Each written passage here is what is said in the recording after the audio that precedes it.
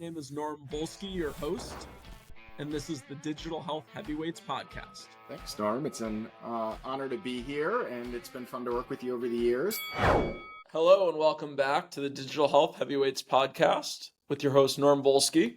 And today we are thrilled to be joined by Rich Fahn, the Senior VP at NFP, an Aon company. So, Rich, welcome to the podcast. Thanks, Norm. Glad to be here.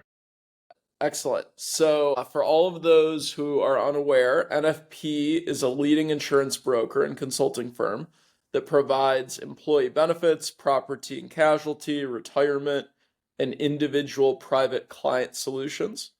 So Rich here is passionate about cost reduction, health insurance, employee benefits, and has had 2 incredible decades in the broker consultant space. Previously, Rich was the owner and partner at Excel Benefit Group, and Rich also worked on large group accounts at Aetna before that. So we're excited to pick your brain on all things benefits as well as digital health. So Rich, excited to step into the ring with you. Absolutely love to be here. There's so much going on in the employee benefit space and digital technologies and solutions, and I'm excited to talk to you about them. I like it. Very, very good. So Rich, what inspired you to start your career in healthcare? It's kind of funny. Like many of us in this industry, kind of fell into it by accident, purely by accident. I was planning to go to law school, and just the way my timing worked out, I needed a job and ended up at Preventative Healthcare in Los Angeles and didn't even know that industry existed. But once I got into it and I saw that what people do, the sales reps and working with businesses and so forth, I said, wow, this is a career that I think I'm going to really like. And 30 years later, I'm still here and glad to be here. Learning something new every single day. While healthcare is, the biggest thing that we do as brokers, consultants, benefits has taken on a lot more in the last few years. Definitely in 30 years, we've seen a significant change in the way people buy products and solutions and services. A lot going on in this space right now. Yeah, and you've had over 20 years in the broker consultant space. You've witnessed significant changes within the industry. How have you seen innovation shape the landscape, within the payer and employer community? Yeah, over the last 20 years, there's been so much more in the enhanced cost control measures, technology. Now we're even, talking AI, which is going to take it to the next level. Plan sponsors, employers, healthcare costs continue to go up. There's a number of reasons why. Nobody likes to spend more. So managing medical spend, managing large claims is significant. How you go about doing it and the pros and cons of what happens when employers put in measures to reduce cost plays a big role in the culture of an organization.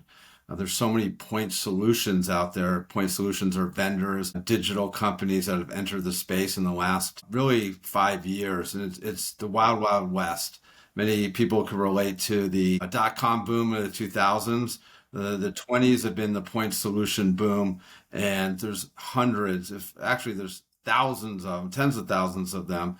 And while some work through employers directly, many have worked through brokers and consultants like myself. So we need to know everything about them and not only their capabilities, but their financial strength. There's been so many that start today, make all these promises, and then they're gone tomorrow. So we have to act more like business consultants as well as just understanding the healthcare value of them. Yeah, no, I think there's, a very select few that truly stand up to the scrutiny and the, rigor of financial and clinical analysis. Are there any that you've seen that, kind of stand apart from all the others that you've seen in your clients and you see through claims data that they're achieving some significant real cost savings or clinical improvements that, set them apart from the pack of the other thousands that make promises that maybe they can't deliver on? Yeah, without going into specific names, there's some that have done better than others, in my opinion. The ROI is not as good as many people think. The uptake and the utilization of them across the board is not anywhere near as good or as favorable as many people think or expect. And that's the biggest challenge with all these third-party solutions. The cream will rise to the top. And with investment from private equity and more data, we'll start seeing those vendors consolidate. And there'll be some winners and there'll be definitely a lot of losers in the next 3 to 5 years. It's going to be very interesting to see which, companies will continue to thrive over the next handful of years. And, my job is to be able to pick winners, whether it be on the recruitment or the venture capital side. And, time will tell, who's right and how often, some of us are right. So it's a very exciting time. Any advice for employers that are seeing that 10% plus increase annually on their healthcare costs? Like, what are some steps employers can take that, can allow them to reduce cost and at least, bend the trend increase and ideally stabilize costs? Yeah, great question. Something we talk about with employers and clients and prospects all the time. There's so many different levers that could be pulled. But one of the biggest things that I like to focus on, because it impacts so many different things, is population management, I call it. You have to understand your demographics. Every employer is a little different, but the working population is getting older. Why there's a lot of focus on, Gen Z and the millennials, me and the Gen X, and we're getting older, and some of the baby boomers are still working. They drive a significant amount of cost. Why healthcare technology and improvements fantastic, it's keeping us alive longer, quote unquote, healthier longer. It does impact medical spend. As many of us work later in life, employers really need to take a look at their population and understand it in a variety of ways. And we could talk a little bit more about that, why it's so important to understand the 5 and 6 generations that are in the workforce. Yeah. To control costs, annual healthcare trend is between 8 and 10%. It's year over year. Healthcare inflation, a buzzword that you've heard many times. And those listening to your podcast here know that word trend, but it's really inflation. The cost of care today versus a year from now, and vice versa. That curve, in my opinion, is not changing. It's been pretty steady. There's no magic bullet out there to solve that problem. Groups or businesses that, have a younger, typically healthier population have lower cost. And many employers need to figure out how to address that aging population. I have several clients who have way too many people in that 60 plus range, and they spend 5 to 6 times more on average on claim costs versus the rest of the population. So in my opinion, that's the biggest thing. 2 is dive into your claims. What are your cost drivers? What can you do to help solve that problem? And that could take on a significant multi-year discussion and business plan. Yep. Walk us through your time at Excel Benefit Group. Talk to me about like the starting of that business and then, the many years you spent there. Yeah, great question. So I started my career on the carrier side. I kind of got tired of working for the big insurance companies. I wanted to be more entrepreneurial, like many of your other founders that you've interviewed and so forth. I started my own brokerage firm. I wanted to change the way people buy benefits and insurance, and I had these grand ideas. But when I first started, I had zero. I remember I got, filed a company, I had no clients, I had no revenue, nothing. And I said, oh, I need to get some money in the door. So I started doing some things really to help get some initial business, from marketing to communications to technology to partnering with other insurance experts, because I had an expertise in benefits and health insurance. So I had to be scrappy. I had to find ways to put money in my pocket and grow. And it took a little time. I found a niche and built it from zero to several $1 million, a small brokerage firm, and then ultimately ended up selling it to NFP, closing the deal in 2018. But the things that I learned as an entrepreneur and a business person were invaluable to how I work with employers now. I know all the things that an employer or a founder or an entrepreneur has to deal with. And insurance and benefits, why it's important, it might be number 2 or 3 on the P&L.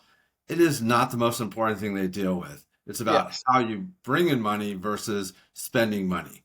And having those experiences really helps me understand a buyer and decision maker and understand the dynamic of when I'm sitting with them talking about benefits and their employees. really drilling down to what's most important to them and how they make decisions. Having being that entrepreneur was, again, invaluable to my development and my career growth. What were the greatest challenges in building, your business and your brand at Excel?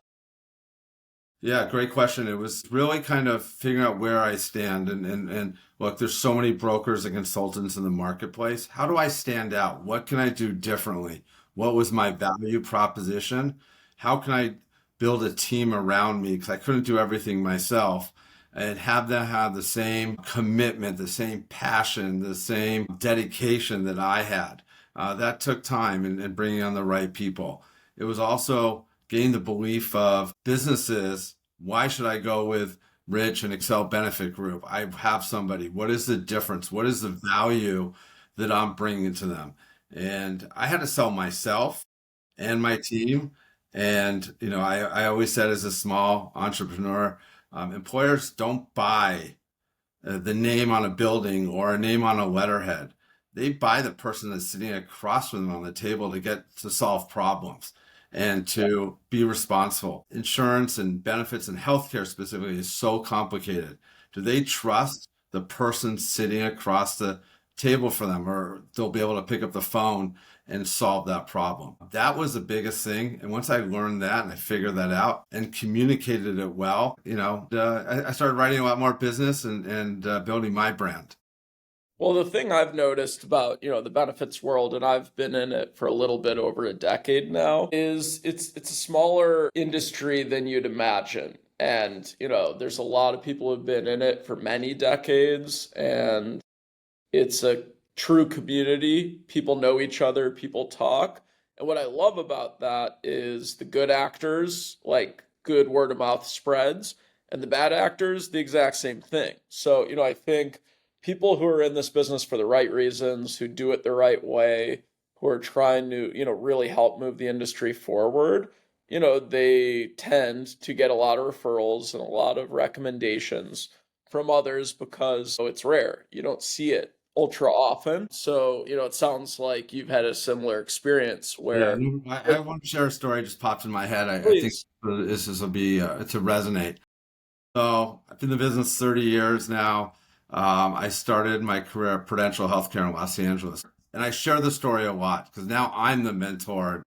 When I was a mentee and I was young and just starting off, a gentleman who was the top sales rep at Prudential Healthcare. I remember I sat in his office and he's like, Rich, this isn't complicated. Just do the basics. Return phone calls, return emails. And this was back in the day when, we had green screen emails and so forth. It was very different. Just do the basics. If you do that, that's 98% of the job. The rest of it is easy. Just do that. And I've never forgotten that. And by chance, Darren Schulman, if you are listening to this, I remember sitting in your office in the Valley at Prudential's offices, and you tell me that. I've shared that story maybe at least, seriously, 150 times. And I tell that to all the junior people I work with, anybody who starts. I share that experience, words of wisdom that you shared with me so long ago. I've never forgotten it. And anybody who's listening, starting a career, I have college, I have twins, boy girl twins. They just graduated college, and I And you told them. just took them to Pebble Beach. I took my Celebrate. daughter to Pebble Beach. That was her gift. I told my kids, when they graduate, I want to do an experience with them. So my daughter is a golfer, and I promised if she got straight A's, which she did, and magna cum laude, triple major, not to brag about her, but she wanted to go to Pebble Beach. I did. It was the best experience ever. My son does not like sports. His experience is going to the Toronto Film Festival, which we're going in a few weeks. He's a movie buff. He wants to get into the entertainment world. So we're doing that. Going back to the point I was mentioning is I told my kids they did great in school. Throw that out the window. The best thing is looking someone in the eye, telling them that you're going to do what you're going to do, be responsive, do it with a smile, and don't overpromise, and deliver. That's the key to success, and that'll get you wherever you want to go. So Yeah. something that I learned and heard early on, and again, I share that story a lot. If you're dependable and you treat people the way you want to be treated, you're 95% there to success before doing anything else special. So I couldn't agree more. What are the successes that you're most proud of from your time at Excel? Is it the first client? Was it like a certain growth period? What brings you the most satisfaction and joy looking back on those years? Looking back, starting at zero, and I remember my first count that I wrote, it was a referral from another broker because I thought it was too small. Actually, they're actually owned by NFP as well now, the client that I wrote. It's a small world, professional services. The other things are some really great memories and wins. One time I competed for a startup company and against all the bigger firms here in Chicago, and I won them. And it grew from a small employer up to a company that sold for $7.6 billion about 5 years ago. Oh, yeah. Unfortunately, I don't have it now, but I did have it. It was sold. But that was a startup taking it and getting these founders to believe in me and helping them take this business startup idea and moving it forward. The other thing is, that I was proud of and excited that with the ACA rolled out, I was able to get recognized nationally and was interviewed on many TV shows and in many newspapers about being an expert, and it built that trust. And employers that I had that had a leap of faith to go with me really supported that, and they were proud, and they shared that with their employees, that their consultant, their broker is a nationally recognized expert. And those are the things I look back on and make me proud. And then the people, the organization that were along the ride and were with me and helped me get from point A to point Z before I sold it to NFP. There's a lot of people who were there, some in positions of employment, others were advisors, strategic partners, business group mentors. It takes a village, honestly.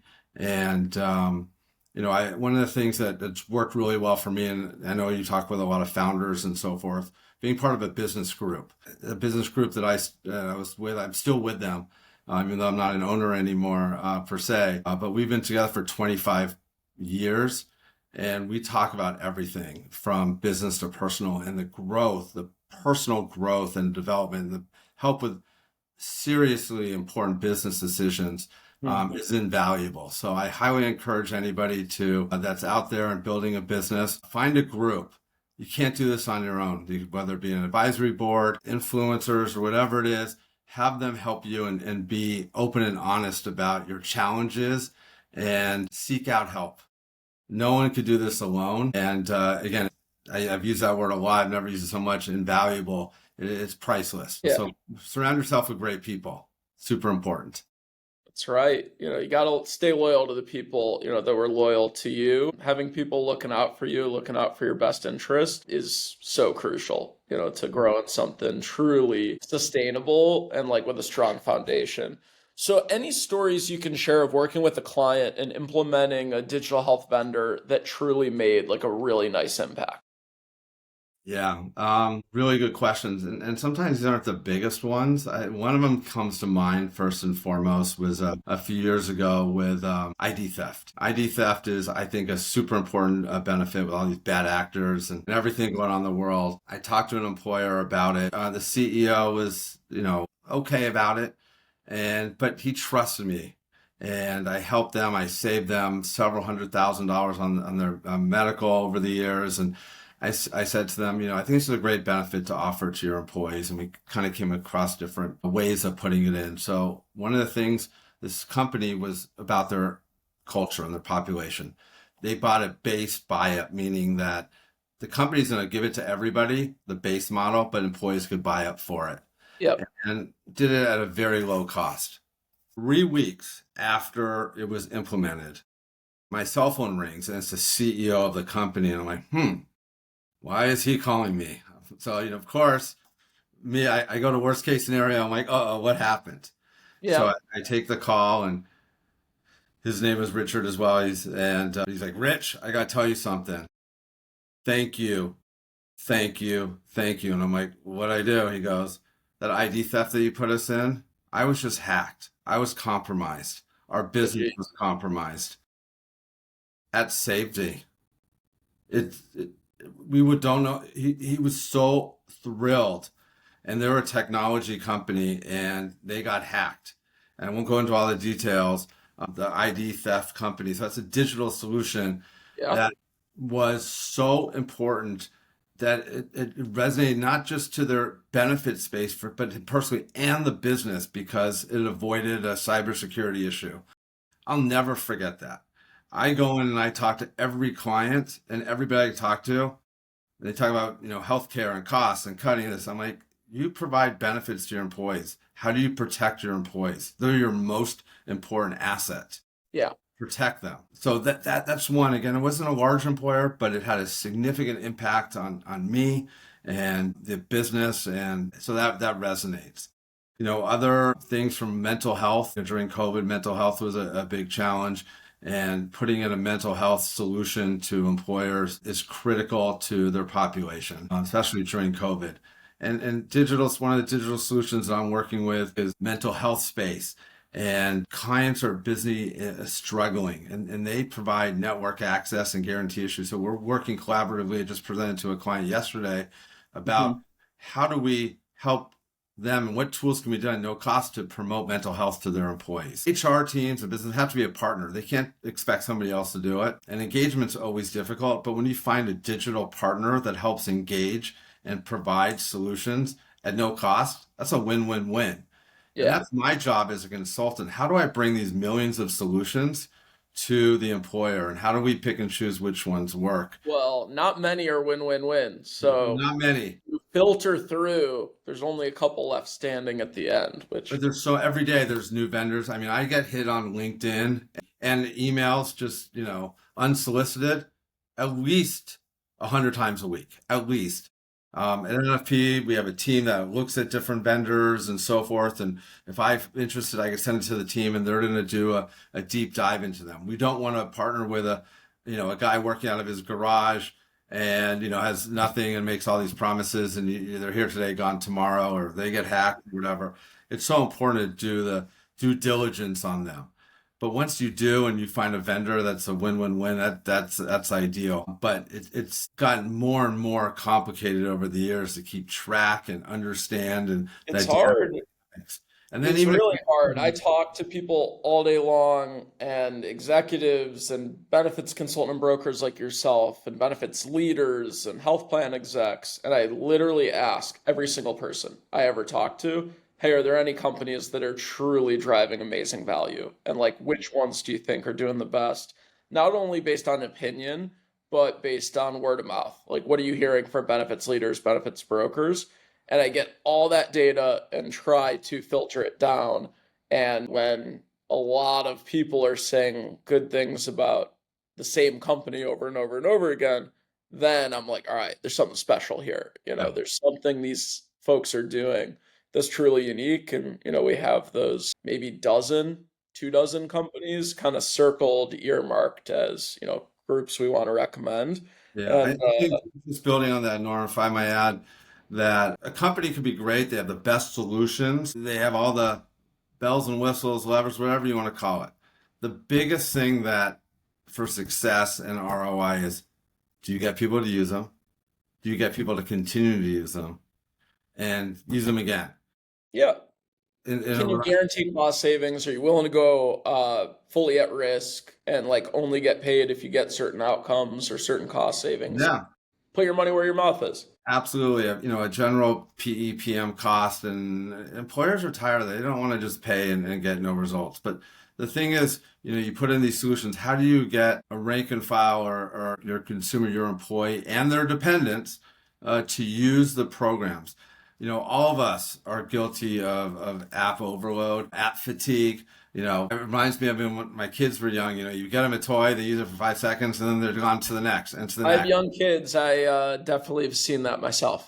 And it's a problem that collectively I think we have in this digital world that we live in. We get overwhelmed with the latest and greatest, and it's new, and you have it, and you forget about it. I'm guilty of it. It's overload. How do we stay focused, and how do we keep our our customers and our employees focused and provide them access to information that's easily findable and usable when we're all overloaded with hundreds of emails and getting hit on our cell phone with texts and other pop-up messages. How do you stay relevant?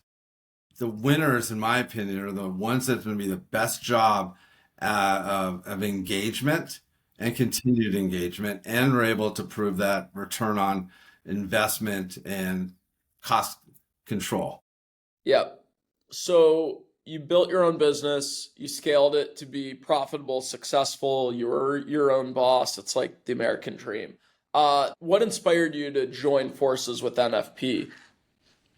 Yeah, good question there. So, going back, I was building and being successful. I went through some personal challenges. I also saw the marketplace changing. There was so much consolidation, aggregation. There would be significant investment needed by me, and I was 100% owner. I had no debt, but I knew if I wanted to take myself to the next level, I had to do some things. And was I comfortable doing that? I looked at what was going on in the marketplace, and I said, you know what? I don't think it's best for me to invest significantly. I also do want to share a personal situation that happened to one of my key employees right before one of my young millennials, who was fantastic working with me. It was really hard to find one of those young millennials who was outstanding. That's right. She came down with a brain tumor. One day, walked in the office, couldn't see her screen, went to the emergency room, and she had a massive brain tumor. 27-year-old girl. She survived and then, but unfortunately passed away. Seeing how my entire office, my team, at the start of December, which we had a lot of small groups and open enrollment change, were paralyzed, and everything that was needed, and had a significant impact on my decision making. And I knew the guys at NFP. They called me. They wanted to, get a deal done with me, and we were able to work something out. And the thing about NFP was they showed their people first experience without even really knowing they were showing that to me, because they gave me every opportunity. How I explain it, we dated before we got married, and I got to see the culture. I got to see things firsthand. I had other firms that wanted to buy me and join it. It didn't have that same feel, that same entrepreneurial, hey, Rich, we see that you're struggling here. We're doing it on your time, but we want to help you and help your clients. And that left such a mark on me and made me feel good, and the rest of my team, Yeah. that we weren't just a number. We were actual people, and they cared about it. Business is about, and just relationships are about like how you make the other person feel. Exactly. And numbers can look different, circumstances can look different, but when it really comes down to it, it is about like how that other person feels and how they feel they're being treated. And kudos to NFP. They understood the core value of business relationships, that it is a relationship. It's not just a transaction. Yeah. I want to go back to, we were talking about earlier about mentors and mentees and having a team around you. So during this time, I mentioned that I had a lot of people at a business advisory group. I had some really good mentors. This is where they really helped me understand the bigger picture. I had a gentleman who owned an accounting firm here in Chicago, very big, sold it, was a business advisor. I had many breakfasts with him as I was going through this and talking about, what do you want, Rich? Where do you see yourself? How do you fit in? Do you want a seat at the table? Do you want to be involved? The money is the least important thing. You're still young. You still have a career. There's no FU money, as he would call it. And without getting into it, we all know what that, it wasn't changing my life. I never have to work again. Some people are very fortunate. They built something. That wasn't my situation. So I had to strategically plan my next steps and be part of an organization that had the same spirit, the same commitment to people, the same value proposition. And once I helped see through that, what I saw at NFP really stood out, and why I ultimately got a deal done. I never looked back. That's In fantastic. 2018, I've never second guessed myself. And a couple of years after, I had breakfast with my friend again, and he's like, Rich, that's so rare. He goes, when I sold our business to to McGladdery and this and that. It's like, oh, wow, all these promises. But the lessons learned and everything that my team around me collectively gave me such great insight. So as a founder, entrepreneur, those are the biggest things. And it also gives me the ability to talk to key decision makers. As I talk about, look, I can't talk about insurance and benefits 24/7. I don't want to be that dude who feels like getting sold, we're just selling product, and that's not how I act. I want to be a trusted advisor. I want to be part of the team, and I want people to think of me so they could talk about anything and how I could help them. And that's how I differentiate myself, and it's been successful so far. I love it. It's how I try to be as well. So it's very inspiring. You wrote a great article in Crane's Chicago Business about GLP-1s. GLP-1s are all the rage right now. For those who may have missed your article, how do you see employers covering GLP-1s, for weight loss and now other conditions? Yeah, it's changing daily. And what I like to do is talk about an employer, really, what is your culture? What do you want? Your employees are your number one asset. How do you want them to see you as someone who is providing an excellent culture, or an organization, hey, let's just bottom line, we just want to make a profit? And there's a lot in between. But really kind of understand the dynamic. Know your population. To go back to population management. Are we dealing with, Gen Zs and millennials, or are we dealing with those baby boomers, or a mix? What's the uptake? Do you have a culture problem? Is there diabetic issues? Do you have a overall wellness goals, and how do you look at it? Like GLP-1s are great and people want it for weight loss specifically. And now all the other, sleep apnea is a big thing. How do you want to cover it? And there's employers who are fully insured and self-insured. The fully insured smaller market, the carriers have said, no, not being covered. Now we're getting a lot of pushback. Now there's some new digital solutions that, hey, we can make Wegovy available at a discounted price or whatever it is. Another point solution or vendor that I was just emailing with yesterday. Yeah. And then, really so understand that as a larger employer, one who could kind of say to the carrier, yes, we want to cover it if you're self-funded or a larger fully insured.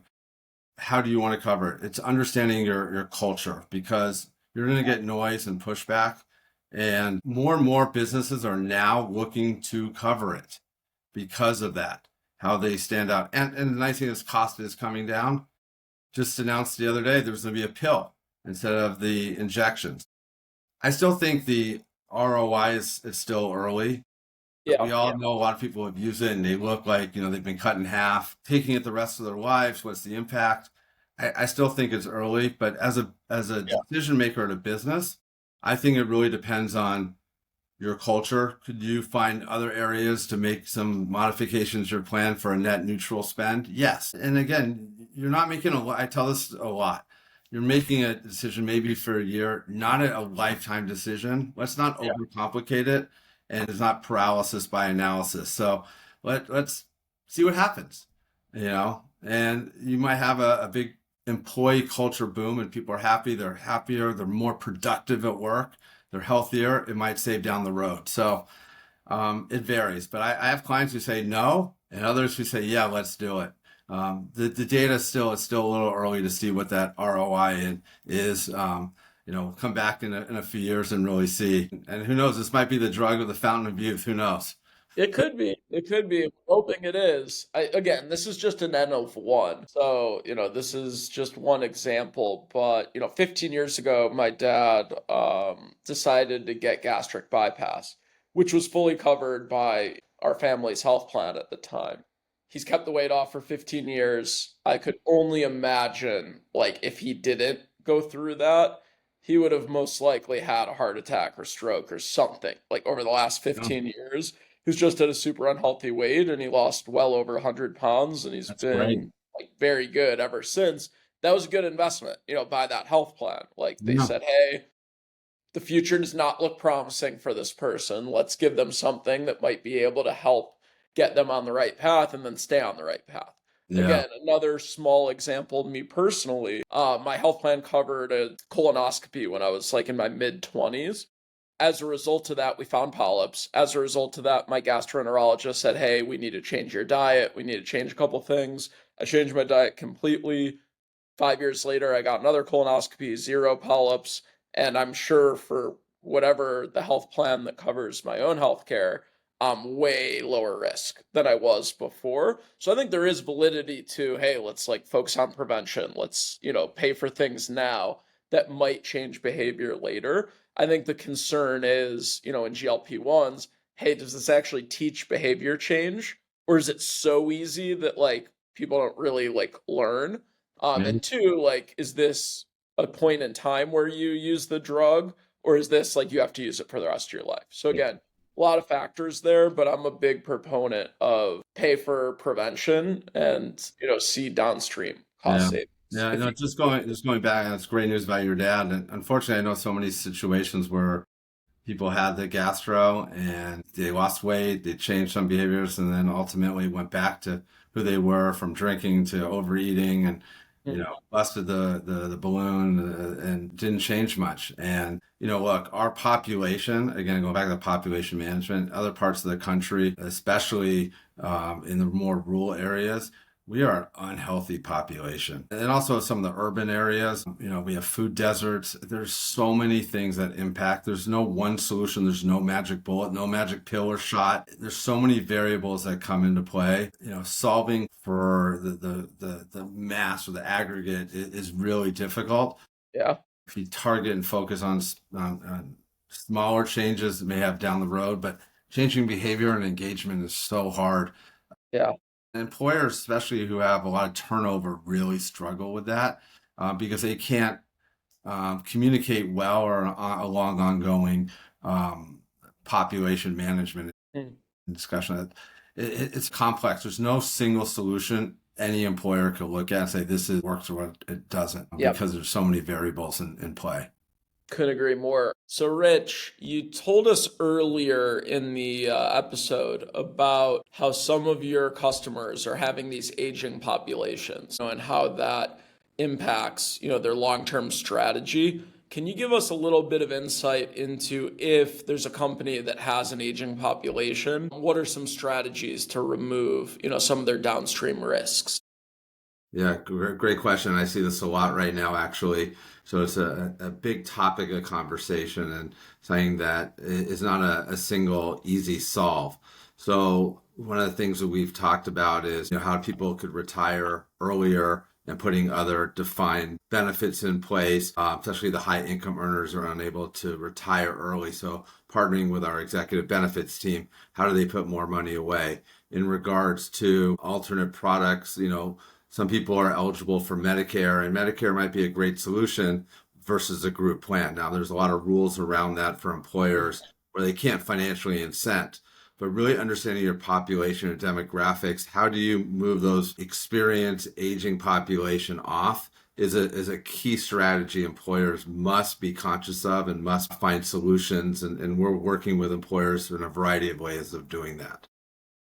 I love it. What are mistakes that vendors make when approaching brokers and consultants like yourself? Wow, I get hit on every day by not one, two, three, probably 10 vendors, and there's so many out there, and there's a lot of new ones.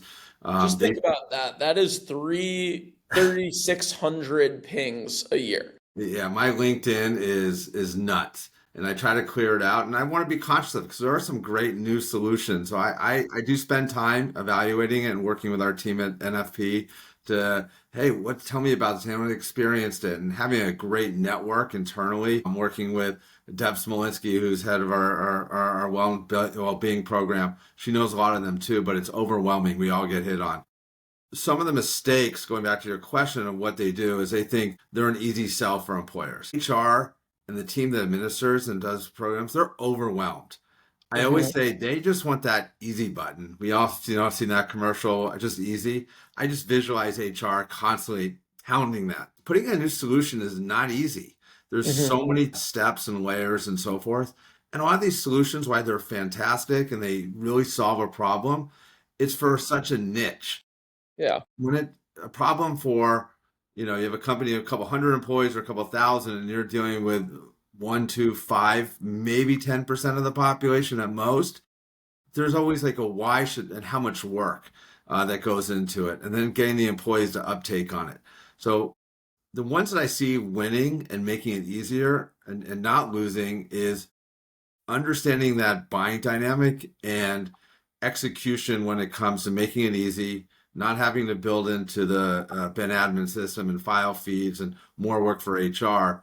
And then also finding the best ways to get their employees and their members to engage properly. That's the key to winning is ongoing engagement. I call it app fatigue. It's point solution fatigue. It's absolutely overwhelming.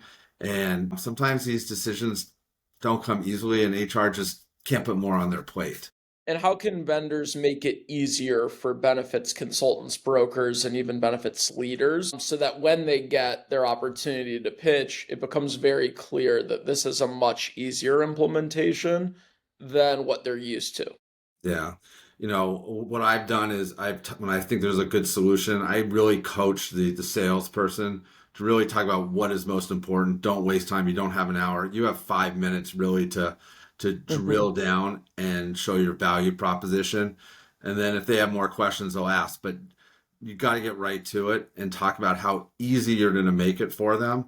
And that is key again, because HR is just overwhelmed. And typically these point solutions, digital health solutions, they're a very small component of the overall benefits plan and the day-to-day work. If you make it too hard, forget it. You're out the door. And what are mistakes that you see other consultants and other brokers make when approaching benefits leaders and their own clients? Yeah, I think I've seen, some competitors, why there's some good ones out there. A lot of times they just throw stuff at the wall. I've seen it where they've kind of pushed really hard and there's no return on investment and it's kind of soiled the relationship and led to a bad taste in the buyer's mouth. And then also not properly vetting the financial backing of a solution, a digital solution that's new, and it might be great, but if they're going to be here today, gone tomorrow, or go out of business, or they don't have the service behind it, because look, a digital solution is only as good as the people behind it. We all know things happen. If they don't have the infrastructure, it's just leading to failure. So sometimes I don't think there's been a thorough background and looking at the solution to make sure that it's going to be ongoing, the financial strength and the service, the people behind it. Yeah, I think what I love about this space is just how many people are passionate about it within the market.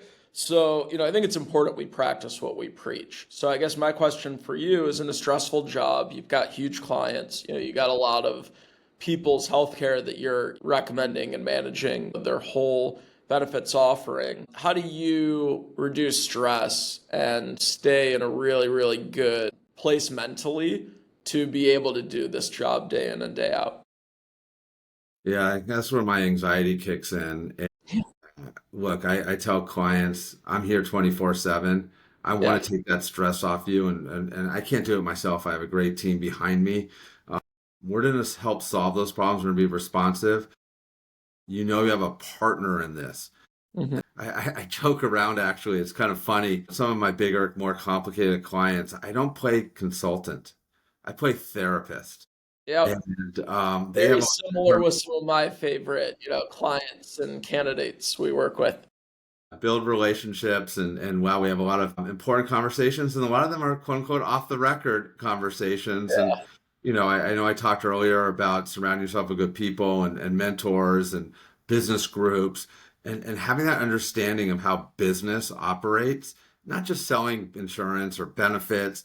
You got to think bigger picture, and playing that quote unquote therapist role is unique and kind of funny, but it's helped build relationships with and take that stress off sometimes off my clients. It is an extremely stressful job and things move super fast, which honestly Yeah. I love because I'm always engaged. I'm learning something new every day and just having the right mindset and knowing that you have to get other people to do things. And so I take that pressure off and I put it on myself. Uh, Some days better than others. And how do you exercise and, stay healthy from an activity standpoint? Because Yeah, that does reduce stress. absolutely. You and I have talked, and I'm a big Peloton guy. Hmm.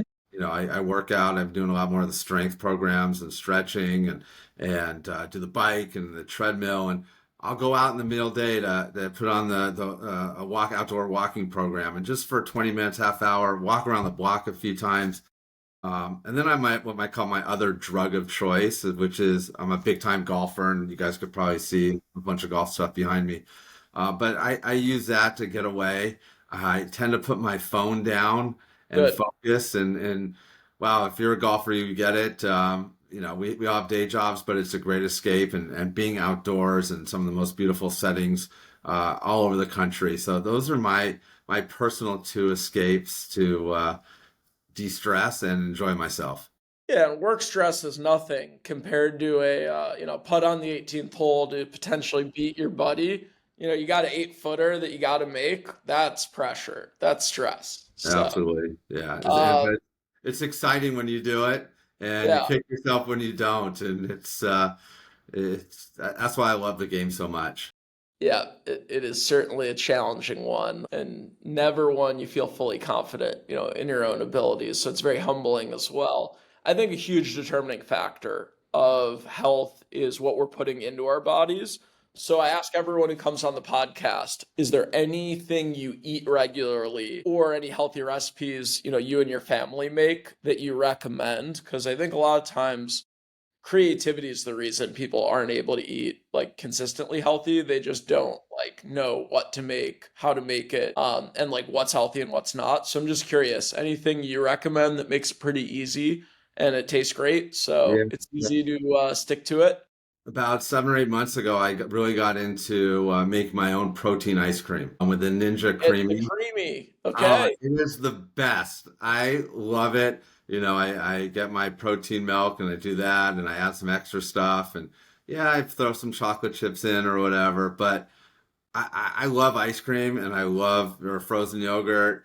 Once you do the Ninja, you see how easy it is, and it works great. Other than the loud noise it makes, I love it, It's and awesome. it Send me is fast. recipes or your favorite recipe, and we will literally make it on the Healthy Headhunters. You And my got team will be thrilled because, they'll like the taste and then they'll have some fuel to hit the phones. it. Absolutely. Cool. Well, again, Rich, couldn't be more appreciative of you joining us on the Digital Health Heavyweights podcast. Really excited, that we have you and all your insights from your time at NFP and, starting your own firm and everything in between. So thank you for joining us, and appreciate all the insights, and we'll be following, all that you and your firm does going forward. So thank you for joining. Thank you, Norm. Appreciate it. Great job, and always a lot of fun talking with you. All right. Well, signing off, your host, Norm Volsky, and our special guest, Rich Fahn from NFP. Take care. Thank you for joining. Please like, comment, and subscribe below if you enjoyed it.